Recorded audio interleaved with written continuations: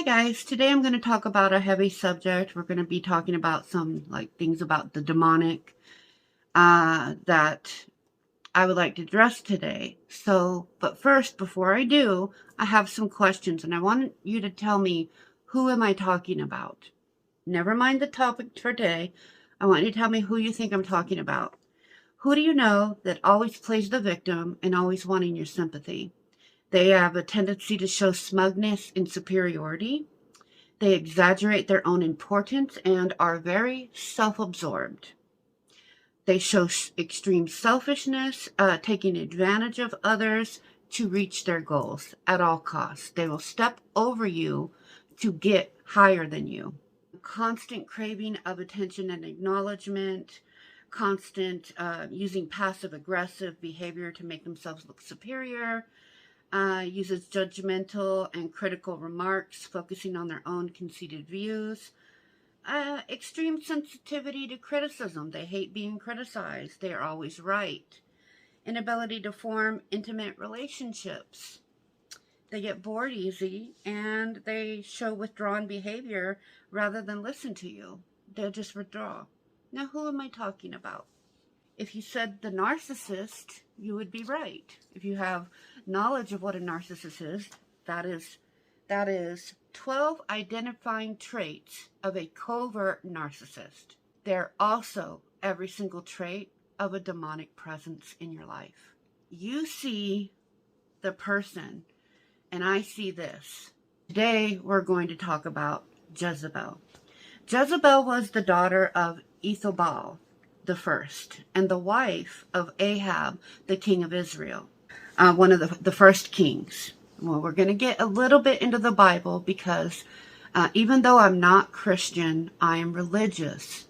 I'm still a demonologist, and demons fear the word of God in the Bible. They fear God, Jesus. That's who they fear. That's why I'm going to bring it up. So don't come at me about Christians and all of that. I could care less. All right, so let's talk about the Jezebel spirit in particular.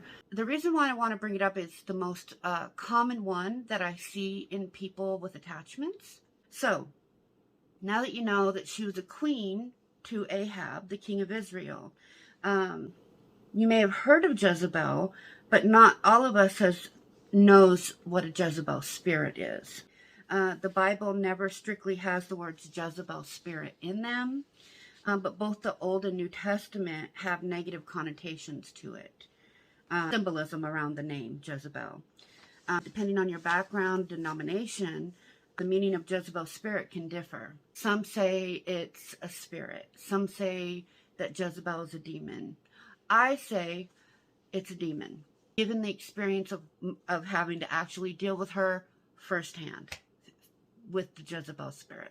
It's not really like a him or a her. It's a demonic presence. We're getting there. So, who was Jezebel? First, we need to understand the story of Jezebel to understand how something like this can happen, because it can. And it does happen in today's society, but we just so overlook it. So, although the Bible doesn't have any specific verses on the term Jezebel spirit, we read plenty about the Phoenician woman turned Queen Jezebel, and nothing about her is positive. We could dive into every individual scripture that discusses who she was and what she did, but I'm not going to get into all of that. She took the throne with King Ahab during the time of political uncertainty. Let me paint a picture for you. Here's Jesus. This is Jesus' time. Jesus was seen as a prophet, going across Israel everywhere, doing his thing. But he wasn't the only prophet. He wasn't the only one. There were many, many more. And Jezebel, Queen Jezebel, sought to wipe all of them out. And she did wipe many, many out. So she took the throne, like I said. She worshipped foreign idols and reintroduced people to worshiping Baal, B-A-A-L. She slaughtered the Lord's prophets, wrongfully killed a man, taking possession of his vineyard. Well, why is that a big deal? Well, back then, having a full-on vineyard was a really big deal and very lucrative. So taking it down as a woman not the king. I'm not talking about what Ahab did.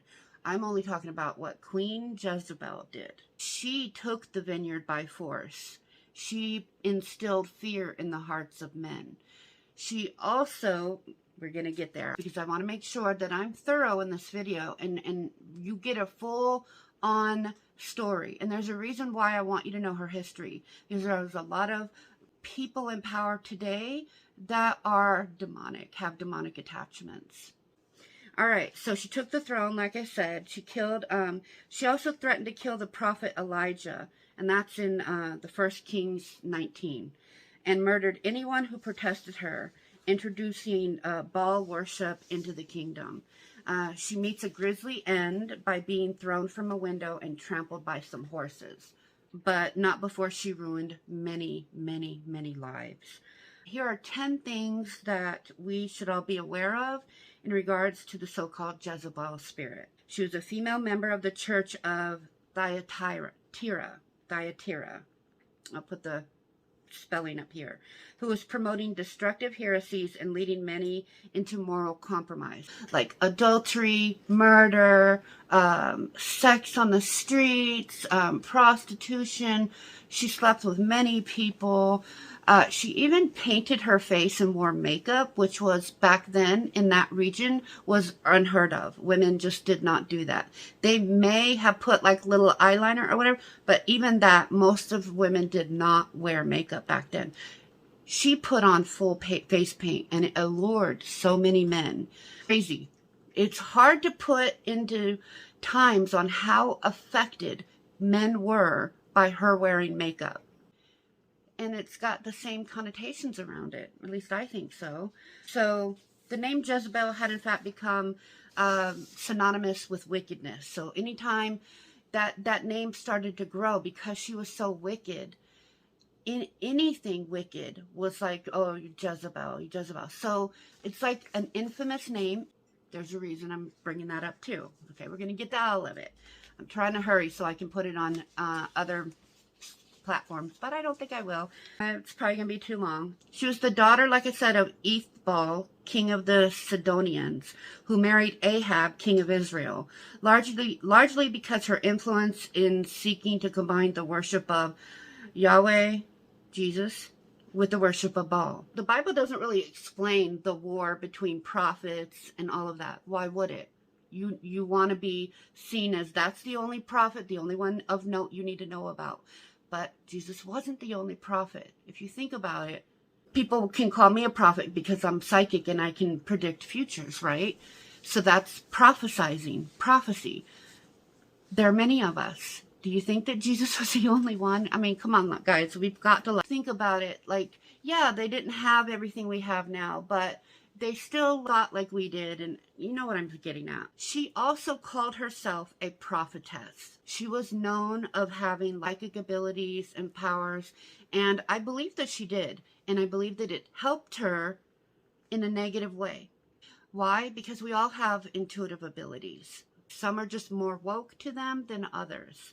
But Jezebel obviously presumed on God's grace and interpreted his long-suffering as approval or endorsement for her sinful ways. So what I'm saying is that she made it seem like what she was doing was the right way. And because she was so alluring and the makeup and so distracting to men, they fell for her hook, line, and sinker, let me tell you. And I'm talking multitudes of men. I'm not talking about 20, 30, 40 men. I'm talking hundreds upon hundreds, forces of evil, forces of men.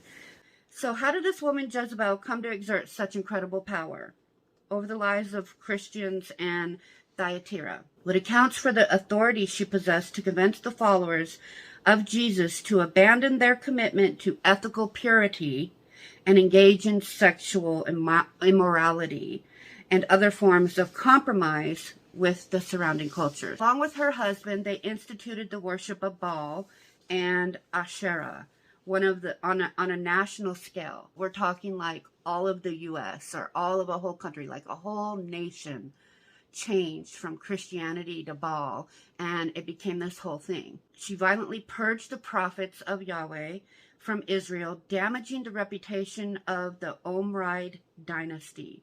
For these offenses, the Omride dynasty was annihilated, with Jezebel herself suffering death by defenestration, like I told you. Traits of Jezebel. Jezebel seeks control over your life and your heart. She likes to rule by fear, murder, and suicide. Master manipulator. She's a religious spirit. So beware of Christians who claim to know the Bible but don't truly know God or Jesus' teachings. We see that a lot. You need Jesus. Do you even know the history of Jesus? Do you even know the history of the damn Bible? Most of the time, no. They just spew it from what they learned when they were 5. They just spew what they learned. Generational learning of bullshit over and over and over for hundreds and thousands of years. So here we are, okay? Like I said, she hates authority. The narcissist is the Jezebel spirit. Most women have Jezebel while men have the Ahab spirit. I have never encountered the Ahab spirit, just the Jezebel spirit in men, in women. These people that have effects of the Jezebel spirit, they are lustful. They probably like have porn addictions, and they're the ones that like children, and they're the priests that do the crap that they shouldn't be doing. Yes, it goes from the top to the bottom, the Rudy to the Tootie. I'm telling you, there are demonic forces everywhere on this planet. Now, requires constant attention. Jezebel was the only woman in this time to wear makeup to deceive men, like I told you. She sought to kill God's prophets. Men were hiding from her. Fear grew her power.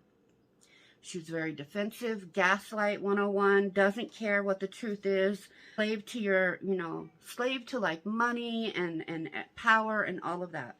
Gasses up the ego, will never apologize or repent, okay, or admit fault. And even when they do, it's kind of like, yeah, well, it was you, I'll admit that, but I did that because it was your fault. You did that, and that's why I did this. Total narcissist. You ever seen a narcissist's eyes go from a light color to black? And if it's not Jezebel, it's another spirit. What I have encountered with men more than Ahab, I have never encountered Ahab. I've encountered Jezebel, Leviathan, the demon Leviathan, who's a snake. I think I did a video on TikTok some months ago, a video I was watching, and the guy was doing this. It's a classic sign that a guy has, or even a woman, they can have them too, has the Leviathan spirit. When they front up, they cannot help but do this. And the skin will look ruddy. I can tell immediately. She can claim you in childhood. Okay, all right, I've gone through all of my notes, right? So how can she align with you and get with you? Same way with any demonic presence. Sometimes you have generational curses where somebody in the family may have made a pact with a demon or the devil or whatever and said, hey, I want fame, I want money, I want riches. You get it? And then the contract is supposed to end when that person dies. But the demon don't play by our rules. That's why I tell people stop messing with Ouija boards, because you think you hit buy. I mean, really, you guys really think that you just move a planchette to buy and they go, okay, we gotta go. Are you kidding? Are you guys really kidding? And really, like, really? And most of y'all don't know what to do when stuff pops off, right? It's like, okay, let me call people like Crystal to come help me, bail me out, bail my dumb ass out of the bullshit that the curiosity can kill the cat every damn time. Watch yourself. All right. So, all jokes aside, how can you get affected by the Jezebel spirit? It's easier than you think. One, you could come into this life carrying that from a bloodline from years ago. We're talking hundreds, it could be. And then what you could come to somebody like me, and we could cut that out, cut that contract out and send it packing, right? The other way is abuse when you were young. Sexual abuse when you were young. It is like the calling to call the Jezebel spirit. Because it's such an immoral act, it gets the attention of the Jezebel spirit. It does. And you have to deal with that. If you heal from your pain and trauma, and it doesn't matter if you're a little boy or a little girl, sexual abuse and trauma and all of that can open the door for the Jezebel spirit to come in. And no, it's not just like Jezebel is this one spirit, this one entity. It is just, she's bigger than that. Now, there is a rumor that has been circulating for years that Jezebel wanted to be a demon. I don't know about that. I'm not going to speculate on what I don't know and what anybody else doesn't know. However, I do feel that we all have the angelic and the demon within. We are our own gods. We are an extension of God power. I don't view it like everybody else does. I see that we all operate on a certain vibrational frequency. And when you have a partner and it's great, it's usually because you guys are on the same frequency together and you grow together like this. And maybe one is up here, but they wait and this one comes up. When that doesn't happen, that's when divorce happens and cheating and disconnect and all of that. We're not on the same energetic frequency anymore. God's source, is on a frequency at the very tippy top. We come down here to learn lessons, to evolve, to become better people, to be in a frequency closer to our God source. I'm not pushing that on anybody. I'm telling it to you because that is what I get. That's the downloads I get. That's after dealing with thousands of spirits doing mediumship readings. No, none of them tell me there's a hell. We create our own hell. We can create our heaven here on earth or our hell, okay? And other people can help us create a heaven and a hell because we're all connected. Make sense? Some of you that will make sense for. As there are higher levels, there are also lower levels. There are things that would make you never fall asleep if you knew what was out there. Things that go bump in the night. There are many things that we don't even have, answers to what they are. They're just negative. So you've got demons who are like, so we're here on the 3D, right? Demonic is like down here somewhere. Narcissists are down here somewhere. And the worse they get, the more they cling to the demon side rather than the loving light side. We all have a light and a dark side. And it's our choice on if we live in hate and constant judgment and all of that, or we try to look through compassion and love eyes at other people and our own selves. It's all a choice, guys. So some common things you would know if you are being affected by the Jezebel spirit or even any demonic force is, there's 4 stages to oppression. I invite you to look those up. I will put them up here on the screen. There are 4 levels to demonic oppression. So the first degree to demonic possession is infestation.